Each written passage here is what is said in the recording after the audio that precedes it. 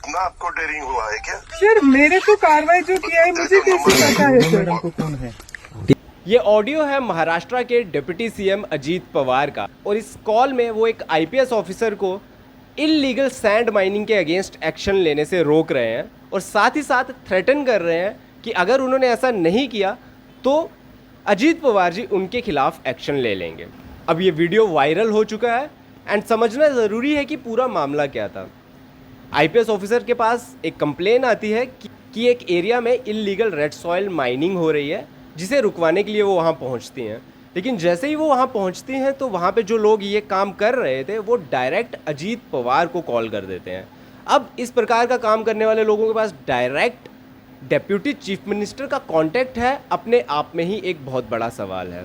दूसरे नंबर पे red soil mining एक बहुत बड़ा मुद्दा है, बिकॉज रेड सॉइल माइनिंग से वहाँ के इन्वायरमेंट को काफ़ी नुकसान पहुँचता है, और साथ ही साथ इस तरह की एक्टिविटीज़ से वहाँ के लोकल लोग और वहाँ पे ग्राउंड पे जो लोग काम कर रहे हैं, जो ऑफिशियल्स काम कर रहे हैं, उनकी जान को भी खतरा रहता है। तीसरी जो सबसे इंपॉर्टेंट चीज़ है वो ये है कि अजीत पवार का अपना track record. Before he joined the ruling party उन पे 70,000 करोड़ के इरिगेशन स्कैम का मामला चल रहा था, जिस पे उन्हें क्लीन चिट अब मिल गई है after he joined the ruling party. अब इस पूरे इवेंट से कुछ बहुत बड़े सवाल निकल के आते हैं। सबसे पहला तो ये है कि क्या पावर इस देश में लॉ से ऊपर है?